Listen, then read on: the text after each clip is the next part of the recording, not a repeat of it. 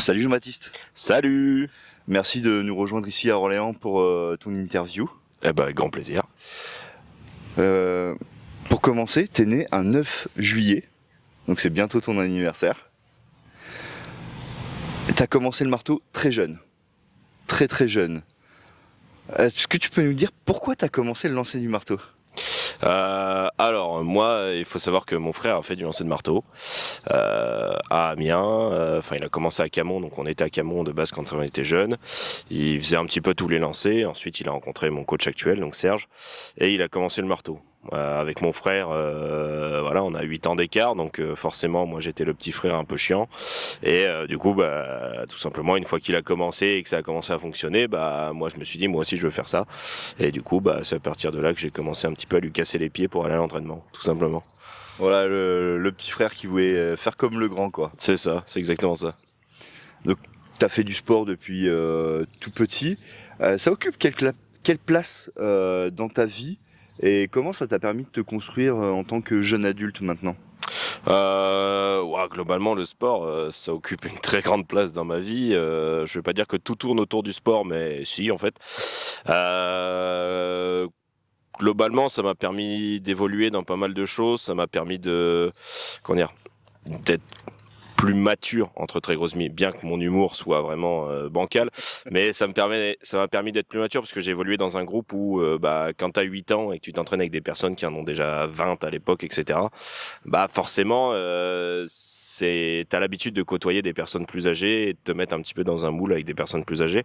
Et derrière, voilà, le sport, que ce soit d'un côté financier, que ce soit d'un côté poursuite professionnelle, etc., ça m'a permis de m'ouvrir, de savoir un petit peu dans quoi je voulais m'orienter, comment je pouvais faire pour adapter tout ça.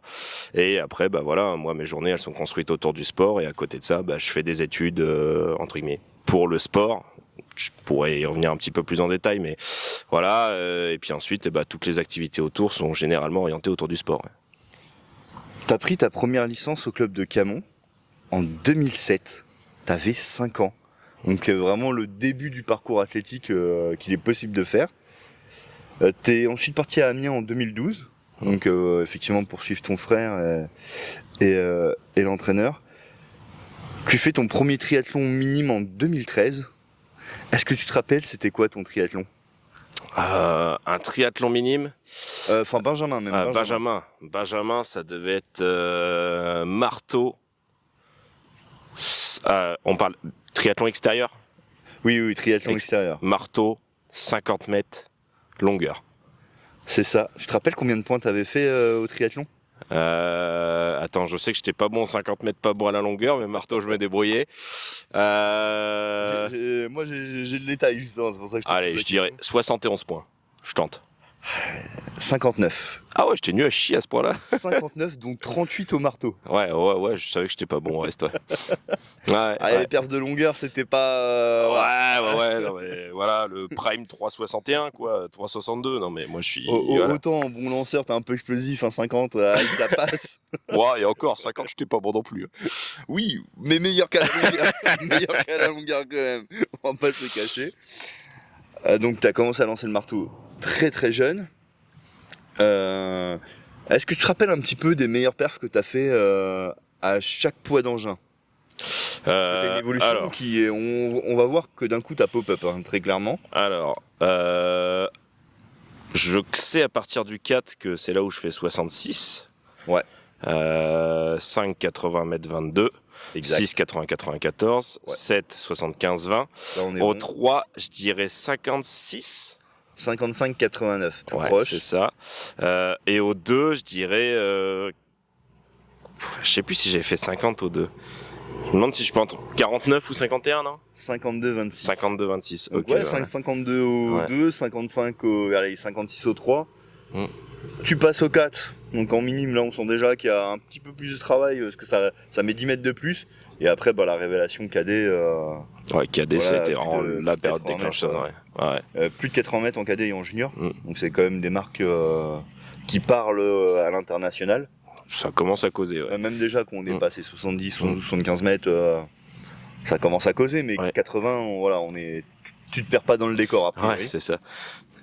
Pourquoi t'as choisi le marteau et pas un autre lancer? Parce que ton frère, j'ai vu qu'il avait fait un petit peu d'autres lancers. Mais pourquoi vraiment le marteau Puis en plus, t'es vraiment très jeune, quoi. Le marteau, c'était là où il perfait, donc forcément, c'est là où je me disais, faut le battre.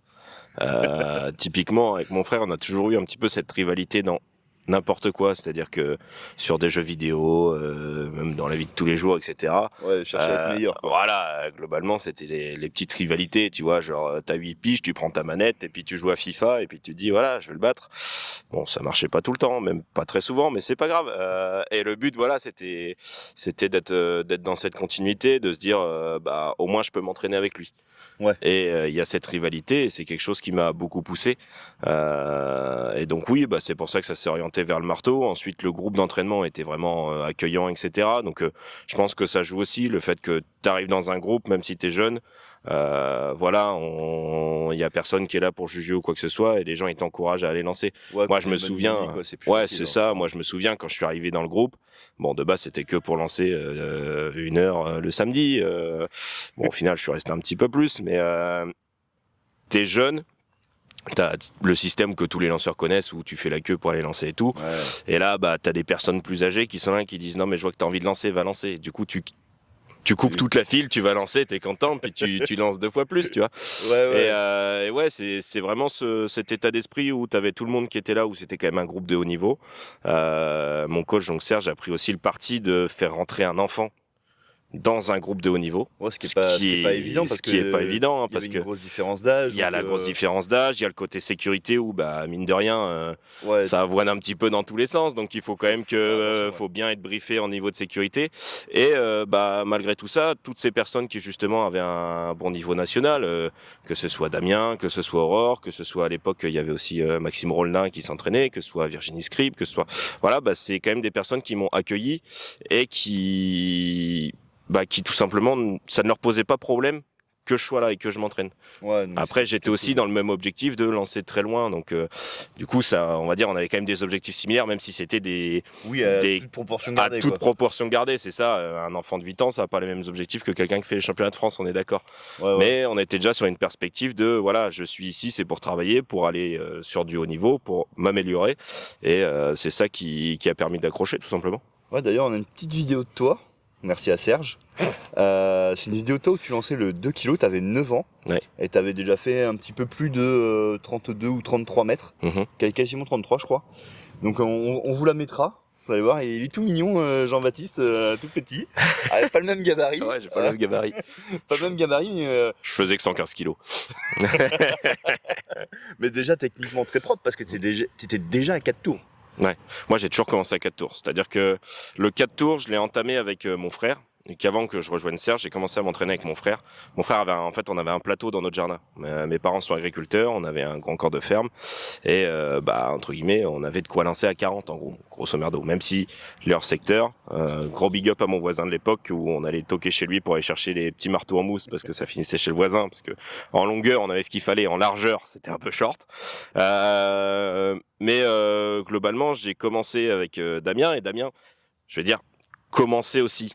Donc, la manière d'entraîner, c'était une manière d'entraîner qui t'apprenait très bien à faire des tours, etc. Sauf que t'apprends à faire un tour, c'est ce que j'ai fait, et directement, il a dit, si tu sais faire un tour, tu sais en faire 4. Et paf, je suis passé sur 4 tours dès le début. C'est-à-dire que dès que j'ai commencé le marteau, j'ai dû faire une séance où je faisais pas 4 tours. Mais sinon, au bout de la deuxième séance, je faisais 4 tours. Et puis après, ça part dans tous les sens au début, c'est pas très régulier, etc. Sauf que, au final, je suis resté sur 4 tours et j'ai toujours pas changé et je changerai pas. Et voilà, c'est quelque chose où, ça veut dire que à partir de ce jeune âge, j'avais déjà commencé la phase d'apprentissage pour amener entre guillemets à de la régularité sur 4 tours. Ouais, voilà. Et je pense que ça c'est aussi important, même pour les jeunes coachs de maintenant, de faire un tour, faire 2 tours, c'est bien, mais le minimum à faire quand tu commences, c'est partir sur 3 directs au moins minimum, et de se dire voilà. Vite que tu t'es limité, parce qu'au début c'est sécurisant, parce que c'est ça. Tu peux mettre énormément d'intensité et techniquement ça reste à peu près cadré, mais on voit bien qu'il y a une limite qui s'impose à la distance assez vite, finalement. Ouais, c'est carrément ça. Puis je pense qu'il y a aussi ce facteur où les coachs, il y a quand même très peu de personnes qui veulent faire du lancer de marteau. Du coup, un petit peu tout le monde essaye de sécuriser des lanceurs, on va dire ça comme ça. Donc bah il faut aussi donner la carotte en disant bah voilà, si tu fais 2 tours et que tu fais une perf où tu te dis en compète tu bats ton record, tu passes de 18 à 20 mètres, imaginons, et bah en fait sur 2 tours l'athlète va se dire ah bah super, je progresse, et entre guillemets va toujours vouloir progresser, et c'est le côté un petit peu sécurisant. Ouais, Alors qu'en soi quand tu commences, bah en fait justement c'est là où il faut directement aller dans le charbon, parce que de toute façon si tu fais 11 mètres, ensuite 13 et qu'ensuite tu exploses à 30, dans tous les cas entre 11 mètres et 13 mètres, t'auras fait quelque chose. Bah, T'auras bien été sûr. plus loin. Bah oui, Donc, il y aurait eu une progression. c'est vraiment, faut pas prendre l'habitude de rester sur un truc de confort et directement se dire, voilà, on rentre dans le vif On du y va, sujet et et ça puis y va, voilà. quoi. Donc finalement, quand on retrace un petit peu l'évolution de ta performance, le haut niveau, c'est venu tout seul. Ça a été finalement assez naturel. Ça a été assez naturel, euh, mais à la fois pas grâce à mes qualités naturelles. Ouais, c'était beaucoup Globalement, ouais. je suis pas quelqu'un qui, de toute façon, ça se voit quand j'étais jeune sur n'importe quelle épreuve, un petit peu dynamique, voilà, comme on a dit, la longueur, le 50, machin. Je suis pas quelqu'un qui a énormément de qualités physiques, innées. Je suis pas, voilà. Enfin, il y a des personnes où tu les vois, ils se sont jamais entraînés, d'un coup, ils vont te sortir un truc et voilà. C'est des personnes qui ont des qualités physiques innées, etc. Il y a des monstres. Par contre, j'ai été habitué à avoir des qualités de travail. Donc oui, en fait, j'ai touché le haut niveau vite, entre guillemets, parce que je me suis entraîné pendant longtemps. Oui. Tu vois, Oui, c'est un petit peu c'est ça, c'est-à-dire que là, sur du marteau, si on regarde par rapport à aujourd'hui, bon allez, grosso merdo, on va dire que j'ai commencé officiellement à 8 ans, je vais en avoir 23. Bon, quelqu'un de 23 ans qui a plus de 10 ans déjà dans le marteau. Ouais, qu'on peut presque considérer comme un expert, parce que 10 ans, ça correspond à peu près à 10 000 G. C'est ce qu'on estime qu'il faut pour avoir une certaine expertise. Donc oui, ça arrive pas souvent, entre guillemets. C'est pour ça. Pas souvent, ouais. C'est pour ça que j'ai accédé au haut niveau, entre guillemets, assez tôt. C'est uniquement parce que j'ai travaillé plus jeune. Voilà, tout simplement. Parce qu'on voit à l'heure actuelle, le numéro 1 français, Yann Chaussinan. Il est un peu plus vieux que toi. Pareil, il a une courbe de progression assez bonne, finalement. C'est venu petit à petit. Ouais, totalement. Techniquement, vous n'êtes pas sur la même approche. Toi, tu as 4 tours, lui, il est que à 3 tours. Ouais. Après, il est un chouille plus grand et il mange énormément de plateaux quand il tourne, mais il est bien comme ça et ça lui permet de performer. Donc, ouais, et puis c'est quelqu'un, en fait, il n'y a pas de modèle. Il n'y a pas de modèle au marteau. Je pense qu'il faut tout simplement savoir lancer en fonction de ses qualités physiques et techniques. Oui. Yann, c'est quelqu'un qui est plus grand, c'est quelqu'un qui a entre guillemets énormément de rayons et qui sait utiliser son rayon. Moi, j'ai déjà vu des personnes avec des grands bras qui savent pas les utiliser. Lui, il sait très bien les utiliser. En plus, là, maintenant, voilà, il a vraiment passé un cap où on voit que il arrive vraiment à mettre bien les choses comme il faut en place dans le marteau. Et c'est sûr que ça va, voilà, ça vole, et je suis persuadé qu'il fera le record de France, et il a largement les capacités d'aller chercher des podiums internationaux, et il n'y a aucun problème là-dessus. Et c'est justement parce que, bah, voilà, il arrive dans la période, entre guillemets, où, bah, voilà, comme tu dis, il est expert, entre guillemets, parce qu'il a travaillé, parce que il a le nombre de jets suffisant, parce que c'est quelqu'un qui va tous les jours à l'entraînement et qui s'est donné les moyens pour y aller, tout simplement. Puis, voilà, comme toi, lui, il a baigné dans le marteau très jeune.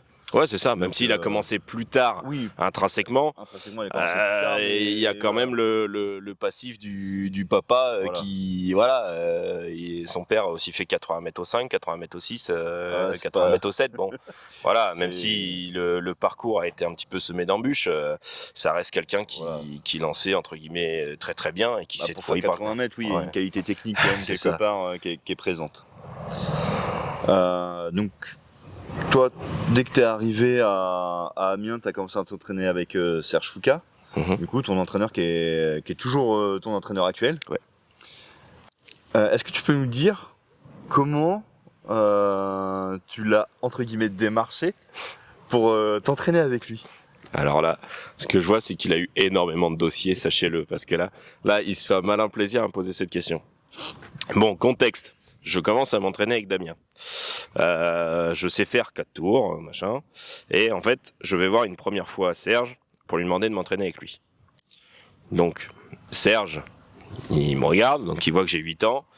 Et il dit, bah écoute, il n'y a pas de problème, mais on verra quand tu seras minime. J'ai 8 ans, minime, ça me paraît encore un petit peu loin.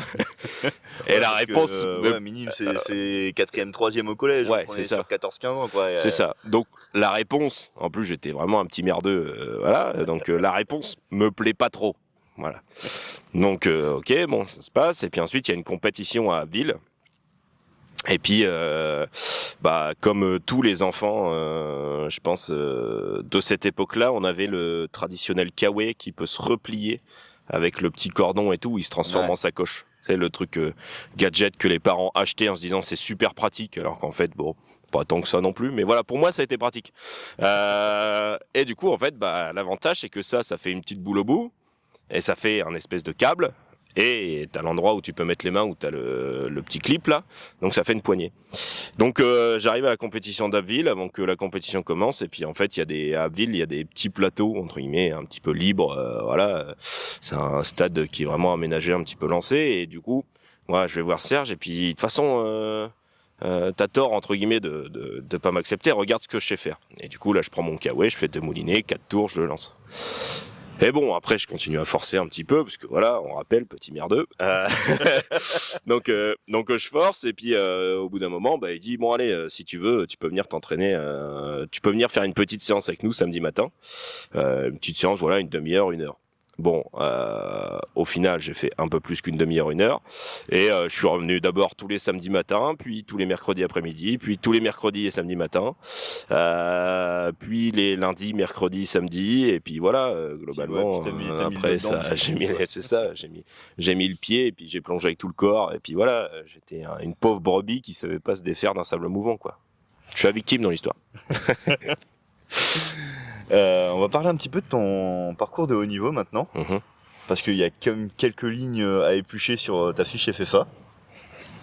Est-ce que tu savais que tu détenais 4 records de championnat?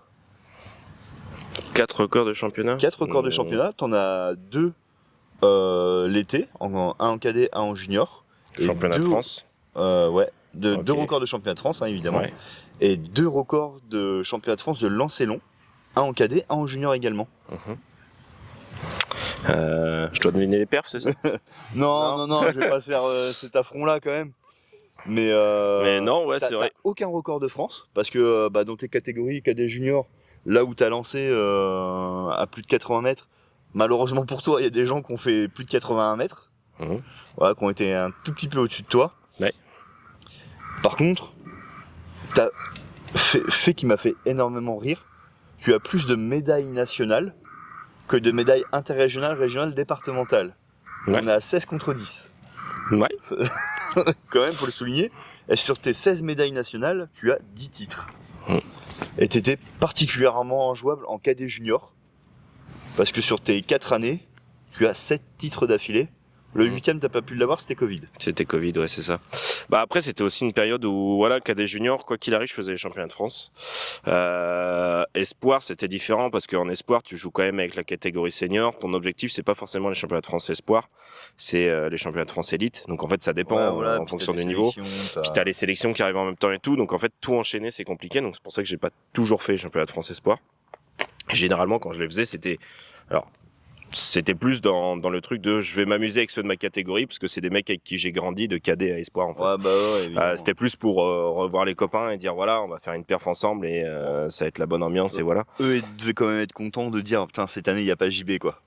Oui, il y en a forcément. Moi, je sais. Moi, j'ai le gars qui est toujours 3 ou 4, il doit dire ok, je ouais, peux jouer le podium. il y a aussi celui qui est 12 et qui du coup se fait repêcher. Oui, voilà. Aussi, moi, ouais. ça m'est déjà arrivé en championnat de France justement où je vais à Salon et au final je fais pas les espoirs. Je sais plus si c'était les espoirs ou les juniors. Non, si c'était les espoirs parce que junior j'ai toujours fait. C'était les espoirs et en fait le mec vient me voir et puis il me dit ah merci, grâce à toi j'ai pu faire les championnats de France et tout. Parce que t'avais décidé j'avais décidé de concourir avec les élites et puis voilà. Et puis en même temps moi ça me fait plaisir aussi dans le sens où mine de rien, il y a des personnes qui touchent pas forcément sur du très haut niveau, mais qui s'entraînent quand même tous les jours, qui en chient, etc. pour ces événements. Ouais, bah oui. Et d'un côté, entre guillemets, c'est le côté où il y a une justice, entre guillemets, où ces personnes-là, voilà, qui y mettent autant que moi, j'en suis sûr, arrivent à voir leur objectif et se dire voilà, je participe au championnat de France, c'est pas rien. Et voilà, du coup, c'est entre guillemets que du positif à chaque fois quand tu vois ça. Surtout que moi j'ai la chance d'être dans une génération où on s'entendait tous bien. Cadet, junior, espoir, voilà, on s'entendait tous bien et tout. Donc vraiment ça fait plaisir. Tu te dis bah moi je m'en fous parce que je suis dans le concours élite et je m'amuse dans le concours élite. Et à la fois bah les potes avec qui j'ai trimé depuis que je suis cadet, bah eux ils poursuivent leur objectif et ça monte aussi et c'est cool, tu vois. Ouais, tout le monde se tire vers le haut, c'est plutôt sympa. Ton début de saison a été un peu compliqué. Ça t'a fait quoi d'avoir cet hiver la médaille d'argent avec un petit peu plus de 72 mètres dans le concours élite? Parce que tu m'avais dit début du concours, aujourd'hui on sait pas. Hein. Ouais, globalement, de toute façon, cette année, c'est un petit peu été le mot d'ordre cette année, c'est l'incertitude. Je commence l'année avec, avant même de reprendre le lancer, une déchirure à l'ischio. Donc déjà, on part avec grosso merdo 1 mois et demi d'arrêt. Ensuite, je reprends. Une semaine plus tard, je me fais une déchirure à l'autre ischio. Bon bah voilà, c'est les aléas, c'est les trucs. Ensuite je reprends sur le jour J où je devais reprendre, au final en fait l'ischio était pas tout à fait prêt, donc je me refais une récidive à l'ischio. Donc déjà quand tu commences en septembre, que t'es déjà sur allez grosso modo 4 mois de moins, bon voilà. Ensuite j'ai eu d'autres petits pépins, etc., dont un pépin au genou où on a eu des résultats il y a pas longtemps, voilà. C'était une année où je savais que ça allait se passer comme ça.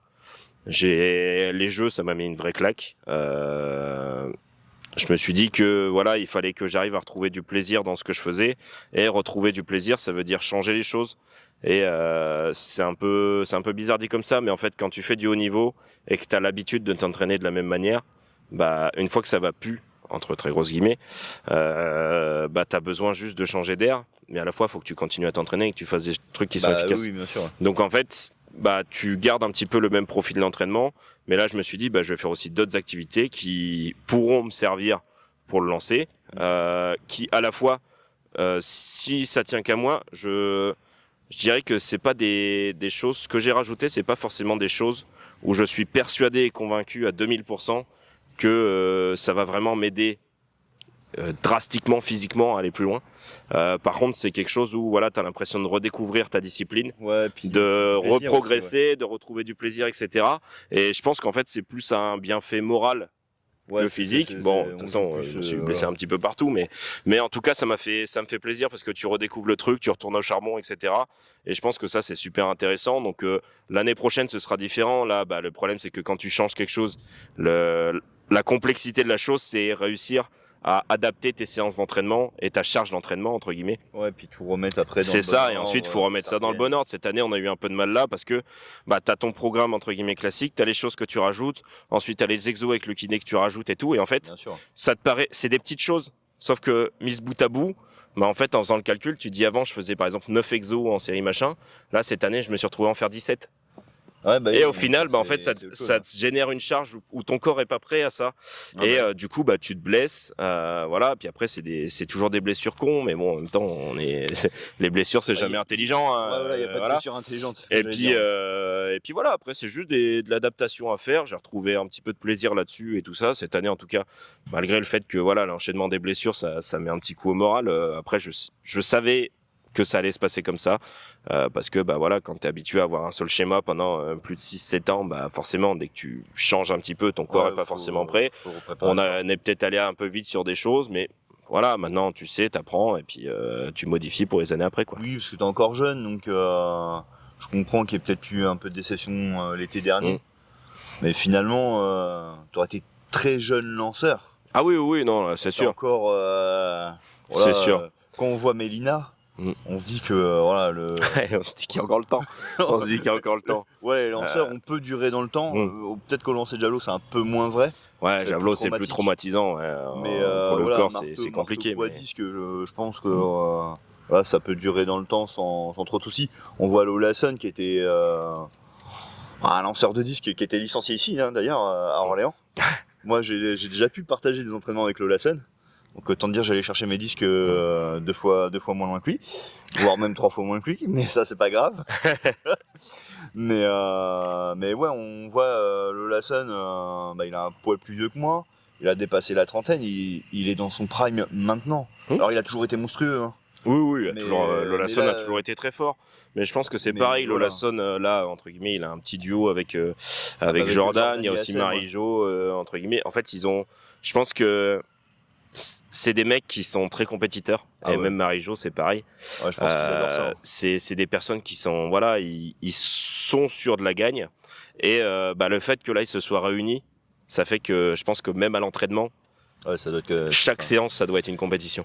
Ah, Et je pense ouais. que c'est ça aussi dans un groupe qui est important, c'est de réussir à voilà avoir de la confrontation et de se dire chaque jour d'entraînement c'est pas un jour banal où tu vas travailler technique, Non, c'est quand voilà, tout c'est le des monde trucs où peut tu se tirer, t'arraches et où c'est tout le monde se intéressant. tire, et c'est pour ça que Jordan a eu une progression monstrueuse, Lolason mine de rien a eu une progression monstrueuse aussi, les deux maintenant ils sont en train de rouler littéralement sur le disque en France, et je pense que les deux vont pouvoir aller se battre et faire des choses intéressantes au niveau international. Et franchement, moi c'est con à dire, mais c'est des personnes qui voilà sont très accueillantes, c'est des personnes qui sont très sympathiques, Ah oui, etc. oui, Et on n'a qu'une envie, c'est de voir ces mecs-là se battre en finale mondiale, c'est et des de se gros dire nounours, voilà, hein, c'est les mecs où voilà, ils sont passés par des moments de galère, mais ils sont Ouais. jamais arrêtés. Et ils ont toujours persévéré. Et là, heureusement, hein, au bout d'un moment, la roue elle tourne, et puis Bah ouais. et puis la chance, elle vient un peu de leur côté, même si c'est Ça. pas de la chance, c'est du travail. Mais bon, ça fait plaisir. Là, ils sont sous une bonne étoile, et j'espère que ça va continuer super longtemps, quoi. Parce que pour remettre dans le contexte pour vous, spectateurs, au moment où on tourne, le week-end qui vient de s'écouler, Lolason a battu le record de France, Ouais. qui datait déjà de quelques années. Mmh. C'est le premier Français à plus de 70 mètres, et Jordan a pris la 3e perf française de tous les temps. Avec 68, ce Voilà. qui est énorme. Et sachant que c'est une journée à Alès où ils ont eu 2 concours d'affilée. Lolason, déjà dans le premier concours, avait fait la 2e perf de tous les temps avec 68 mètres, qui était son record. Mmh. Et là, il est passé à 70, record de France. Enfin, c'est extraordinaire, quoi. Et ils n'ont pas été à Ramona, au fin fond des États-Unis, pour lancer avec 10 mètres par seconde de vent de face. Ouais, non, là, franchement, c'est intéressant. Et puis, même de niveau général, le niveau du lancer français, un peu dans toutes les disciplines, remonte. Ouais, et ouais. ça commence à être Il y a intéressant. des jeunes qui C'est ça. montent, on va en parler juste après. Le niveau du lancer retrouve ses lettres d'or, Ouais, et c'est tant ça. mieux. Ouais, carrément. Du coup, JB, toi tu comptes déjà 11 sélections en équipe de France, 4 chez les seniors, chez les grands, avec l'apogée les championnats d'Europe en 2022 à Berlin. Est-ce que tu peux, on va revenir dessus, mais est-ce que tu peux nous parler de 2021, de cette double sélection que tu as en 2021 chez les juniors, avec les Europes et les mondes, où à chaque fois tu fais, tu été hyper régulier, parce que tu fais 77-90 aux Europes et 77-70 je crois au monde, à chaque fois la médaille de bronze. Ça doit être extraordinaire, ça. Alors, parlons-en, parce que justement, je pense que ça a été le moment le plus controversé de ma carrière, je pense. Mes championnats d'Europe et les championnats du monde, c'est mon... On va dire, comment je pourrais expliquer ça ? C'est les 2 moments où j'ai eu le plus de résultats dans ma carrière de haut niveau. Ouais. 3e au championnat d'Europe, 3e au championnat du monde. J'ai jamais eu d'autres médailles qui s'apparentaient à un niveau comme ça. Et puis chez les lancers, chez les jeunes en France... Ouais, ça arrive pas souvent, on est d'accord. Vous êtes pas nombreux. Hein. Là-dessus, on est d'accord. Par contre, c'est les 2 où j'ai le moins célébré à la fin. D'accord. C'est les 2 où j'étais le moins satisfait de moi. Globalement, ça reste des médailles de bronze quand même. ça reste des médailles de bronze, et là je le regrette maintenant de ne pas avoir célébré, de ne pas avoir été content à cette époque-là. Mais j'étais dans une période où voilà, je sors des championnats de France, je fais 80 m 94. Je me dis, allez, la Marseillaise c'est maintenant. Ouais. J'arrive au championnat d'Europe, je me retrouve incapable d'aller chercher les 2, donc l'allemand et puis le polonais, qui s'envolent. Ils s'envolent à 80, et sur le coup, je me retrouve incapable d'aller les chercher. Ouais. J'avais l'envie, j'avais tout ce qu'il fallait, mais il y a un truc qui allait pas, quoi. J'arrive pas à aller les chercher. Donc, forcément, c'est un petit peu genre, oui, t'as la 3e place, donc c'est bien, t'es content d'avoir une 3e place, mais à la fois tu te dis, j'ai pas été capable Tu vois, genre, Ouais, je me suis pas battu avec eux pour aller. Tu vois, tu te bats pour aller chercher une 3e place. Ouais, t'en voulais plus, quoi. Ça se fait, il n'y a pas de problème. Par contre, là, bah, tu sais, t'es celui, entre guillemets, qui t'est fait déposer. Genre, tu sais, la dernière accélération dans Fast and Furious. Ouais. Bah, toi, t'es celui où ton accélérateur, il marche pas, tu vois. Donc, C'est moche. donc forcément, Ouais. entre guillemets, j'étais pas vraiment dedans au championnat d'Europe. Mais à la fois, j'étais déjà tourné sur les championnats du monde. En me disant, championnat du monde, j'ai une revanche à prendre, Nairobi, etc. au Kenya. Donc en fait, j'ai très vite fait le switch entre les championnats d'Europe et les championnats du monde. Parce que t'avais à peine un mois entre les deux. C'est ça. En plus, Il y avait moins d'un mois, sachant qu'après, tu as un stage préparatoire, etc. Ouais, donc voilà, vraiment, ça enchaîne super vite. Les championnats du monde, je pars favori. Je pars avec la première perf. Parce que l'Allemagne ne vient pas au championnat du monde à Nairobi. Parce qu'on on remet le contexte, c'était juste post-Covid, c'est les premiers grands championnats post-Covid, premier championnat, c'est un peu compliqué. c'est Nairobi, donc Nairobi c'est au Kenya. La situation, Kenya c'est pas l'endroit le plus safe du monde non plus. L'Allemagne décide de pas envoyer d'équipe. Ok, c'est le choix de l'Allemagne. Donc ça veut dire que Hummel n'est pas là. C'était lui le grand favori, qui fait 2e au championnat d'Europe, qui se fait dépasser par le Polonais, David Pilat. Donc j'arrive cette fois-ci avec la première perf. Je me dis, là, je vais tout péter, c'est ma revanche, etc. Au final, oui, au début, je pète tout. Ça, il n'y a pas de problème. Je me retrouve en tête du concours, etc. Ensuite, je me fais passer devant, mais de rien. Et ensuite, je me refais passer devant de rien. Globalement, la place de champion du monde, elle joue 13 cm au-dessus de moi. Donc 77,83. Ouais.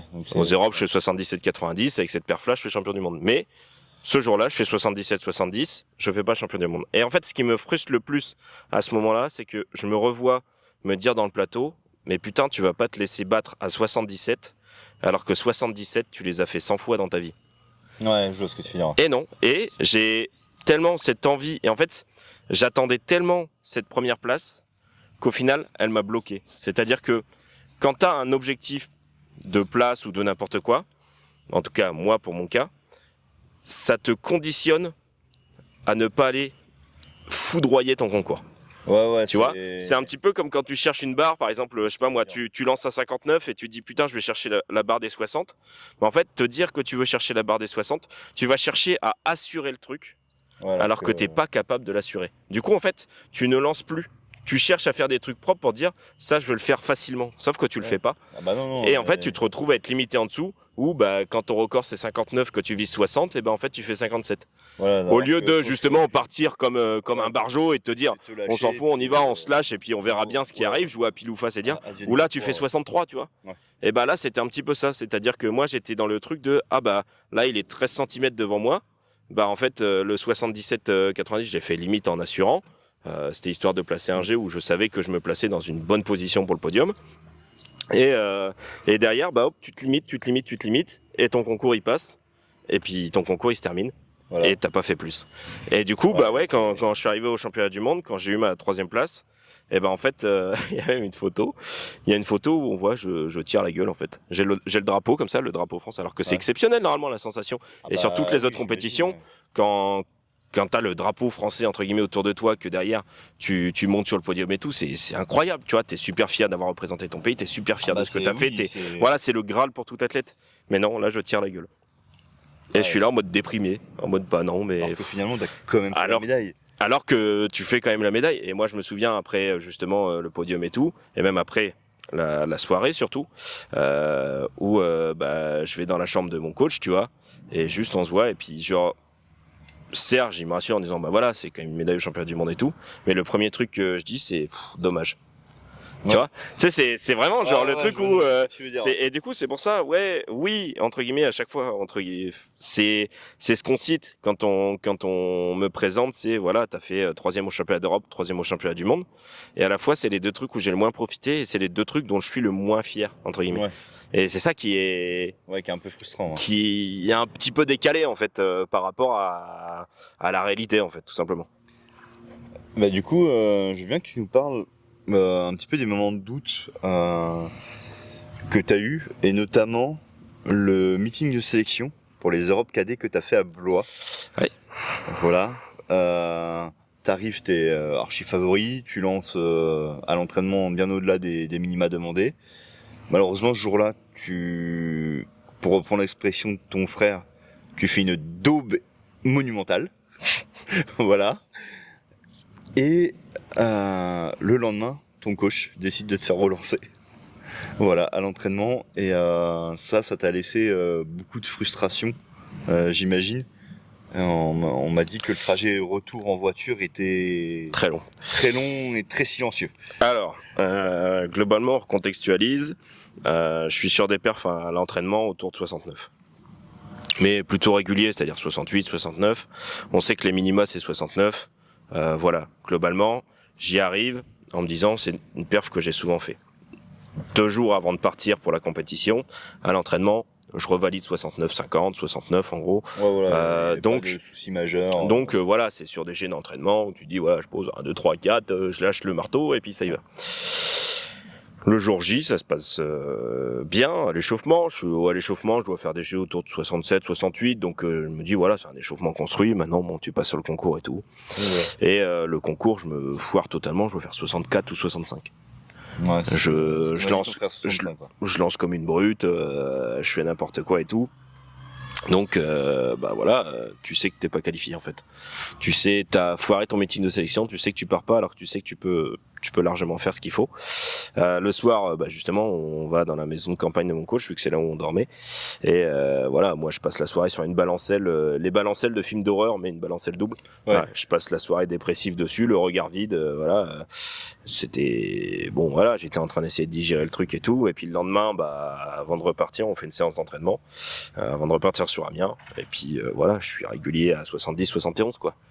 Et ensuite t'es là puis tu dis voilà, juste parce que j'ai été con, j'y vais pas. Après ça, pour moi ça a été la meilleure chose de ma carrière, ça, parce que ça m'a servi de déclic. Globalement, le meeting de sélection il doit se faire aux alentours du, je sais plus, vers le mi-juillet à peu près. C'est assez tardif en plus. Dans ces eaux-là, allez, grosso merdo, 1er août j'étais de retour à l'entraînement. Ouais, donc c'est très. J'avais une période de vacances normalement allez, grosso merdo 1er septembre. Mais du coup, Serge est parti en vacances, etc. Et moi, à partir du 1er août, je regarde mon frère, puis je dis, je retourne m'entraîner, tu peux venir me coacher. Et voilà, donc Damien me dit, ok, il n'y a pas de souci. Donc en fait, je m'entraîne déjà 1 mois avant de la reprise. Mais voilà, je suis reparti dans un rythme de ma boule, et voilà. Et c'est ça qui m'a permis de faire 75 en cadet, c'est-à-dire que je me suis dit 1 fois, pas 2. Ouais, voilà. Et du coup, voilà, tu retournes à l'entraînement comme un barjot, tu fais tes trucs. C'est là où j'ai eu la transition, où je passais du gant en bande, etc. Il y avait plein de choses où je savais que je devais mettre en place. Je me suis dit, je vais mettre en place maintenant. Comme ça, dès que le coach arrive, on fait des réglages déjà. Ce que je voulais, c'était parce que quand on reprend après une période de vacances, souvent on a cette période où juste tu refais du physique, où t'es un petit peu carbonisé, machin, où c'est pas forcément très constructif techniquement, mais c'est ça, tu retouches un petit peu le truc et tout. Là, moi, mon objectif, c'était que quand Serge revienne et que le groupe d'entraînement reprend, je sois capable d'aller faire des trucs, quoi. Et voilà, c'est comme ça qu'on a totalement préparé les championnats de France hiver. Et c'est là où, voilà, championnat de France hiver, 75-99. La saison est totalement différente. Tu fais déjà les minima A oui. pour un championnat international. Ça, c'est... En hiver. Voilà. Ça se prépare pas de la même manière, et du coup derrière t'as tout le temps qu'il faut. Je me suis super bien préparé et tout. Et là par contre, quand je suis arrivé au Fauges, je suis arrivé avec les crocs comme jamais. Je pars avec la 6 ou 7e perf et je fais 3e parce que le jour J j'explose mon record et je fais 78 quoi. Ouais, oui. Et c'était le truc de se dire voilà, ça a été le déclic, et c'est à partir de là où mon monde il a changé. Parce que passer au-dessus de 75, c'est différent. Ouais, tu joues autre chose en fait, tout simplement. Ouais, c'est ça. Tu passes de vouloir te qualifier un championnat à chercher des podiums, et c'est vachement différent. En parlant de podiums internationaux, en espoir, t'en as fait 2. Ça, je suppose que ça reste de très bons souvenirs. C'était à chaque fois sur les championnats méditerranéens, donc en 2022-2024. Est-ce que c'est ça tes meilleurs souvenirs en sélection ? 2022, ouais. Ouais, 2022. 2022, la Marseillaise tout simplement. Ouais, t'es premier. Globalement, et c'est là où, avec mon coach, on a compris que la technique c'est bien, mais en compétition, les intentions c'est mieux. J'arrive au championnat méditerranéen et sur le début du concours, voilà, je suis deuxième, mais ça lance pas. Je fais 70. C'est ok, mais ça lance pas. Je suis deuxième derrière l'Italien qui est chez lui, donc c'est à Pescara en Italie. Et en fait, arrivé au 5e essai, donc je fais mon 4e essai, puis je vais voir mon coach. Et puis Serge, tout simplement, voilà, moi je commence à lui parler technique et tout, et puis il me regarde, il fait non mais écoute, si je te réponds honnêtement, là ton concours, on se fait chier comme pas possible. Donc, je le regarde, au début je bug, et puis il fait non mais vas-y chaton, demande la clap et lance. Et on s'en fout, mais lance. Et là, du coup, je demande la clap. Je fais 71 et quelques, je passe devant l'Italien. Le jet d'après, je redemande la clap, je remets une couche. Et voilà, et ensuite, une fois que tu sors du plateau, chez lui, c'est ça. Et tu sais que ta Marseillaise, tu l'as. Ouais. Et tu vois, celle que tu voulais l'année d'avant, tu l'as l'année là, et voilà. Et là, moi, le premier réflexe que j'ai eu, voilà, j'ai couru vers mon coach. Ensuite, j'ai chialé dans ses bras et j'étais super heureux. Et la Marseillaise, j'ai hurlé tellement fort. Je pense que les deux qui étaient sur le podium avec moi, donc c'était le grec et puis l'Italien justement. Globalement, je pense qu'ils se souviennent encore des paroles, quoi. Alors, non, mais c'était vraiment un moment où, voilà, c'était, même si, voilà, les championnats méditerranéens c'est moins coté que les championnats d'Europe ou les championnats du monde. Ouais, mais ça voilà, c'était la revanche en fait. Ouais, c'était clairement la revanche sur l'année d'avant, sur le truc de je veux cette Marseillaise, et je l'ai eu et c'était exceptionnel tout simplement. D'ailleurs, là on en a déjà parlé régulièrement de ton coach, mais est-ce que tu as d'autres personnes qui gravitent autour de ta performance et qui forment finalement ton staff? Toi, d'autres coachs, kinés, médecins, ce genre de choses? Oui, globalement, j'ai mon entraîneur, j'ai Damien. Damien, il fait partie du noyau dur de ma performance. Hein. C'est celui où quand ça va pas, ou quand ça va, ou machin. En fait, Damien, c'est vraiment la personne où je sais que quoi qu'il arrive, que je fasse des choses bien ou que je fasse des choses pas bien, il me le dira. Ouais. Si je fais des choses bien, ce sera le premier à m'encourager. Dès que je fais, entre guillemets, que je dérive ou quoi que ce soit, c'est le premier à me dire, là, ce que tu fais, c'est de la merde. Ouais, et ça, des fois, t'en as besoin. Un petit peu comme mon père est un petit peu dans ce profil-là, c'est-à-dire qu'il, voilà, tu sais qu'il t'accompagne toujours, etc. Mais lui, le facteur perf, il s'en fout, mon père. Mon père, c'est pas sur une perf où tu peux faire 80 mètres. Si tu stagnes à 80 mètres et que ton record c'est 83 et qu'il voit que t'es moins dedans à l'entraînement que machin, ou que il voit que t'es moins heureux dans ta pratique et tout ça, ça va être le premier à me le dire. Là, je vois que ça va pas, que t'avances à reculons, etc. Et voilà, ça c'est des personnes entre guillemets où j'ai besoin. Donc bien évidemment que j'ai besoin aussi d'autres personnes. Donc par exemple ma mère qui, quoi qu'il arrive, je suis toujours au top et voilà. Mais j'ai besoin aussi des fois d'un avis vraiment honnête dessus. Par exemple, un truc tout con, mais il y a le coach de Colmar, donc Thierry Lichelet. Thierry Lichelet, je sais que je peux trouver ça chez lui. Ouais. Même quand je fais les Jeux méditerranéens où je fais 5e, etc., c'était le premier à me dire, voilà, dans le plateau, j'aime pas ce que tu fais, je trouve qu'il y a quelque chose qui se dégrade. Et c'est des trucs où, voilà, c'est des personnes où je sais que je perf ou que je perf pas, ils seront 100% honnêtes avec moi. Oui, voilà, ils vont pas et ça, c'est des trucs où t'as besoin, entre guillemets, de personnes comme ça. Après, dans mon staff, je vais avoir Virginie Script qui, là maintenant, gère un petit peu aussi mon côté prépa physique sur tous les exercices que j'avais pas l'habitude de faire. Ouais. Et qui me permet aussi de m'entraîner en muscu avec un autre groupe d'entraînement qui voilà est super attentif, qui essaye d'adapter au mieux mes séances, et ça se passe super bien avec elle. Et voilà, je suis super content de pouvoir rentrer, on va dire, dans son groupe, même si en soi je suis pas c'est pas elle qui va me gérer totalement sur ma prépa, mais en tout cas elle a aussi ce côté où quoi qu'il arrive, je sais qu'elle est là et elle a toujours cet aspect bienveillant. Ouais, et après, je vais avoir mon staff médical, donc Pascal Labise, Alexandre Fougereux et puis François Perla. Eux, c'est vraiment mon staff, donc kiné, ostéo et médecin du sport. C'est des personnes où pareil, ils sont toujours là et il n'y a pas de problème. Et ils m'accompagnent dans tout. Grosso merdo, quand je suis blessé, ils savent que voilà, je suis avec eux et quand je suis pas oui. blessé, je suis quand même avec eux. Et voilà, et je sais qu'ils me suivent, on échange entre guillemets. Et voilà, c'est une équipe que tu as besoin. Après, c'est tout. Mon staff, ça s'arrête là. Je sais D'accord, ouais, pas, c'est très restreint, mais c'est restreint et efficace. voilà. C'est restreint, efficace. Moi, je suis pas quelqu'un qui. En fait, je suis quelqu'un qui veut m'entourer de personnes où, même si je perf pas, c'est des personnes qui seront là. Oui, voilà, t'as pas le gars qui navigue à droite à gauche. C'est ça. Et du coup, ta saison estivale, là on va pouvoir en parler un petit peu. Voilà, elle est commencée la saison estivale, hein, ça c'est pas le souci. Là, on est quasiment fin juin, on est déjà bien entamé. T'as 2 grosses compètes qui vont arriver. Tu peux nous parler de la première, qui était un peu ton objectif. Ouais, l'objectif de saison, s'est vu, les championnats du monde universitaire. Voilà, Voilà. Je dis ça parce qu'avec ceux de salon, justement, ils se foutaient un peu de ma gueule parce que dans une précédente interview, j'avais répété ça 4 fois, donc voilà, je leur dis gros big up à vous. Du coup, voilà, le championnat du monde universitaire, c'était vraiment l'objectif de saison. Donc, je sais que je suis sélectionné, donc maintenant, il va falloir aller chercher un podium. Là, le but, voilà, c'est de reflirter avec des podiums internationaux ou au moins être vraiment à la bagarre dans le top 5. Même si voilà, bon, parce que podium, mais après on sait pas qui y va, etc. Donc en fonction, voilà, le podium peut être dur à aller chercher, mais en tout cas, quoi qu'il arrive, c'est ce que je vais aller chercher. C'est sûr et certain. Moi, ce que je veux, c'est reflirter avec un niveau international qui est correct et être à la bagarre, retrouver ce truc de être à la bagarre en compétition internationale. Ouais.